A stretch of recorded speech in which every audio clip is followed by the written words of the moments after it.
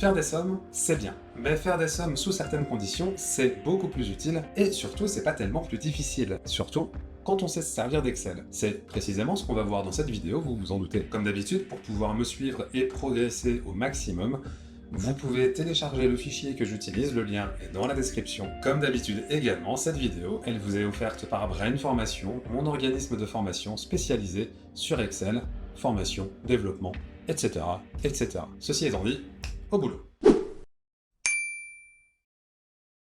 Vous travaillez chez Netflix. Ici, vous avez une extraction avec un certain nombre de films qui ont été visionnés au cours du mois d'octobre 2024, mois pluvieux s'il en est, pendant lequel le visionnage de films a été bon train. Ici, par exemple, sur cette première ligne, nous avons l'information que le 6 octobre 2024, le film Forrest Gump a été visionné 50 fois, pour une durée totale de 118 heures et 20 minutes. On retrouve aussi l'information du réalisateur, le genre, la durée du film, etc., etc. Nous, ce qu'on va vouloir analyser, c'est le nombre de visionnages de films en fonction d'un réalisateur et ou d'un genre. Par exemple, donc là, j'ai un petit menu déroulant, je peux choisir mon réalisateur, et pareil, au niveau du genre.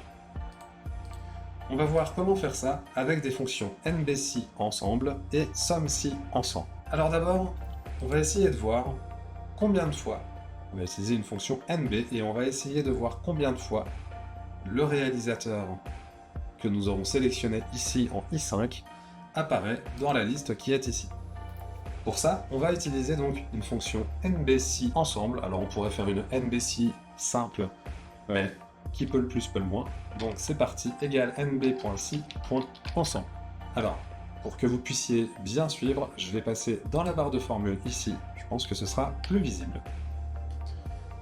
NBC.ensemble, comment elle fonctionne? Là, en l'occurrence, j'ai envie de compter combien de fois je trouve Christopher Nolan dans la colonne E. Donc, comme plage critère, je vais sélectionner la colonne E et comme critère à rechercher dans ma plage critère, je vais sélectionner Christopher Nolan.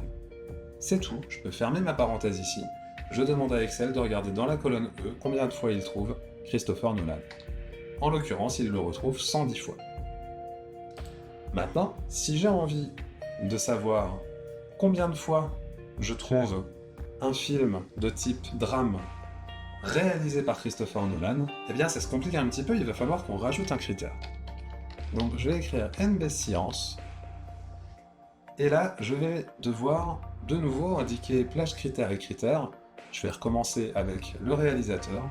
Donc d'abord je cherche dans la colonne E Christopher Nolan. Très bien. Je vais revenir ici, parce que sinon ce sera peut-être pas très visible. Ensuite, je cherche quoi d'autre? Eh bien, je voudrais, dans ma colonne D, je voudrais trouver drame. Alors, là j'ai un petit problème, c'est que si je sélectionne juste drame comme ça, et que je valide ça, donc là je lui dis, dans la colonne E, cherche I5, donc Christopher Nolan, dans la colonne D, cherche I8, donc drame. Ça va me donner un résultat.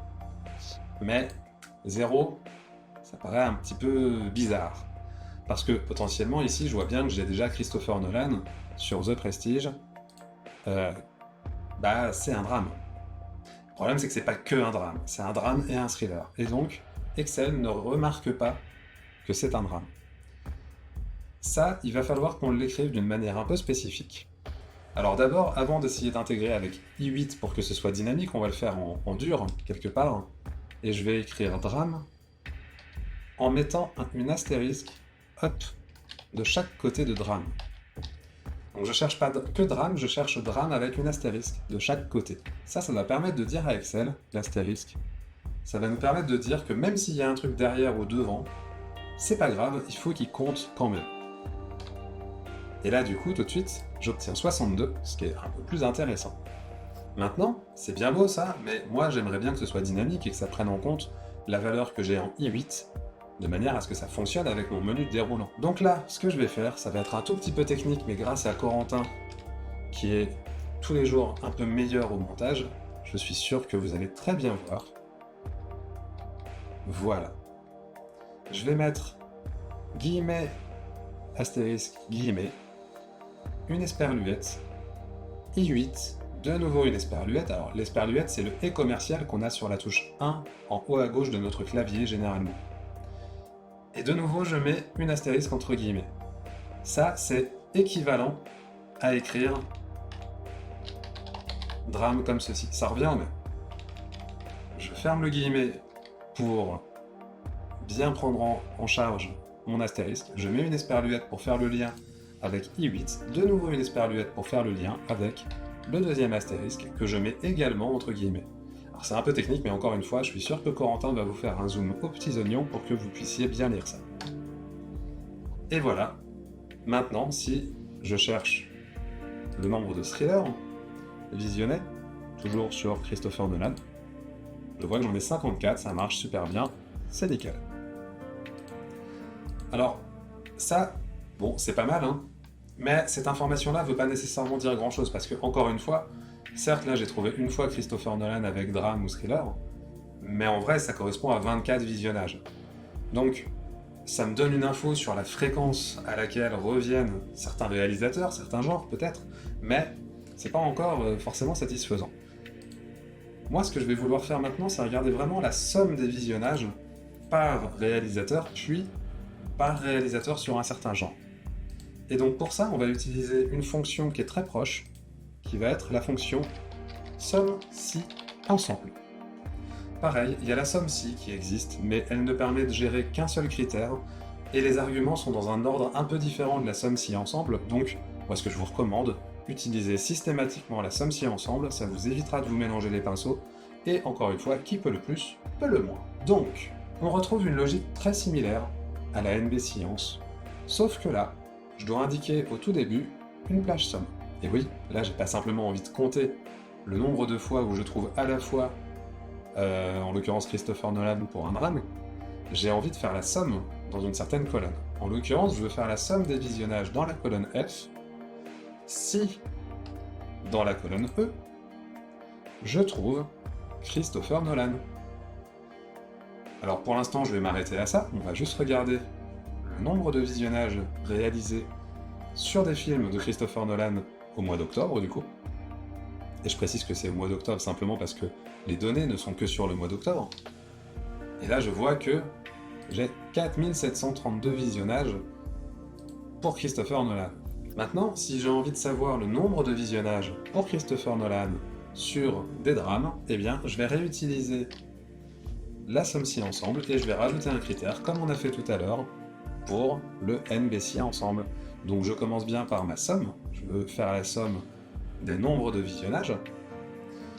Je veux étudier d'abord le réalisateur et je veux que ce soit Christopher Nolan.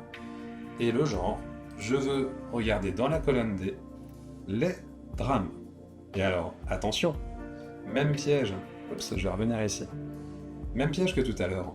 Si je prends T8, tout simplement, eh bien, je vais avoir un problème parce que, encore une fois, souvent, le drame, il est composé avec autre chose.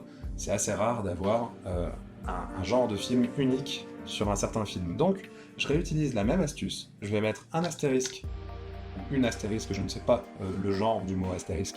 Vous me direz dans les commentaires. Je vais mettre le petit esperluette, voilà, pour faire le lien avec, hop, I8. De nouveau une esperluette, ça je sais que c'est féminin. Et de nouveau une astérisque. Encore une fois, dites-moi en commentaire le genre de ce truc. Je valide ça comme ça, et je vois que Christopher Nolan, sur du drame, il y en a pour 2650 visionnages. Mais on peut s'amuser à regarder si ça marche mieux sur les thrillers. Bon, pas spécialement, 2193. Et on peut essayer également, je sais pas, sur action. Hop, voilà, on a différentes choses. Si je mets biographie, pourquoi j'ai 0 ? Tout simplement parce qu'en fait, j'ai pas de film de Christopher Nolan qui soit des biographies dans ma liste, tout simplement. Si je reprends autre chose, on va se remettre sur le drame. Voilà, j'ai bien les chiffres qui apparaissent.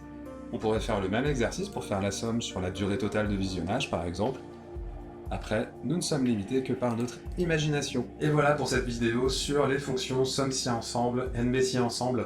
Elles sont assez sous-coté, je trouve, dans Excel.